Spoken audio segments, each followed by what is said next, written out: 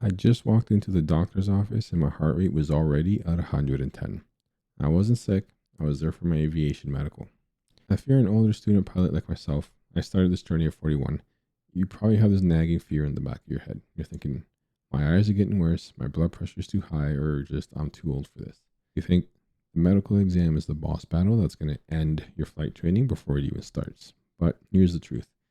The biggest threat to your pilot license, it's not your blood pressure and it isn't your vision. It's a piece of paper getting stuck in the mailroom back in Ottawa. So today I'm breaking down the differences between Category 1 and Category 3 medicals, the black hole of Transport Canada wait times, and a potential workaround that might let you do your solo before your medical certificate comes in the mail. Wait, let's simplify this. In Canada, you generally have two main paths.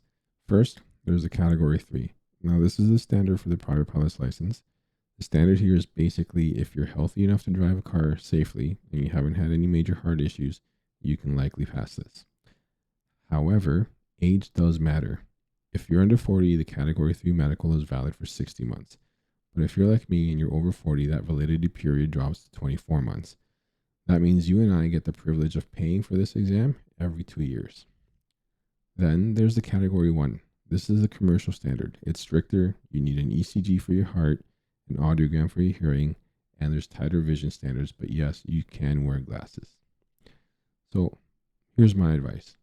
If you're just a student right now, but you have any inkling that you might want to be a flight instructor or fly commercially one day and you're able to fly consistently, just get the Category 1 now. It saves you from doing the whole process twice. However, if you're like me and you're flying part-time and you know it's going to take you a while to get that CPL done, I did the Category 3 medical, and I know it's going to take me a year and a half to 2 years to get through the whole process because of the infrequency of my flights and because of my responsibilities as a family man and a full-time career.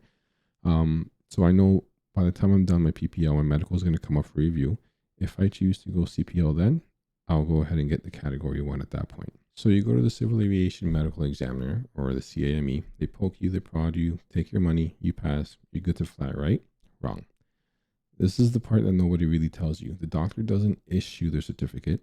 They send your file to the Regional Aviation Medical Officer at Transport Canada. And then you wait. It can take weeks, sometimes months. In my case, it took about 4 months for me to get it. And that's because I had a major surgery done 2 years prior that I had a suspicion would be an issue when the medical review was done. Now, the doctor didn't find an issue with it, but when Transport Canada received it and they looked it over, they decided they needed to investigate further to see if the surgery would have an impact on my flying abilities and if it would make me a liability. In the end, they decided that it wasn't, and they ended up issuing my Category 3 medical certificate a few weeks after review. Now, if you log into the portal and you see no file found, don't panic. It doesn't mean they lost it. It usually just means that a clerk hasn't opened the envelope yet and it hasn't been processed. Now, this delay is the number one silent killer of flight training motivation. If you're ready to solo, but the government hasn't printed this sticker yet, you can't. But there is a workaround, and this is probably the most important thing I'm going to tell you today, is verify with your flight school that this is a possibility, right? You cannot fly solo without a student pilot permit, and you can't get that permit without a medical. If your Category 3 is stuck in Ottawa for 6 months, you're essentially grounded, or you're stuck doing dual hours, and the fees are racking up. Enter the Category 4 medical declaration. Now, this is a form that you can print out. You take it to your family doctor, not a flight doctor, just your regular general practitioner. They sign it. Transport Canada accepts a Category 4 medical for the issuance of a student pilot permit. So the strategy is get your Category 4 signed immediately. Use that to get your student pilot permit so you can do your first solo and build your hours. Meanwhile, you let your Category 1 or your Category 3 application process slowly in the background. Do not let the paperwork keep you on the ground. Again, this is something you have to verify with your flight training unit to make sure that they are willing to do this. Technically, you can register for your recreational pilot permit, get the Category 4 medical for that, and then once your Category 3 or Category 1 comes in, you can upgrade to the private pilot course. But again, verify with your flight training unit that that's possible and that that's something they're willing to. Finally, let's talk about the white coat syndrome. What if your blood pressure is high? What if the ECG looks weird? The doctor might defer you, but a deferral is not a denial. It just means the medical officer needs more information. They're not saying no, They're just saying, send us a letter from the cardiologist. And remember, even if you are deferred, you can still dual train.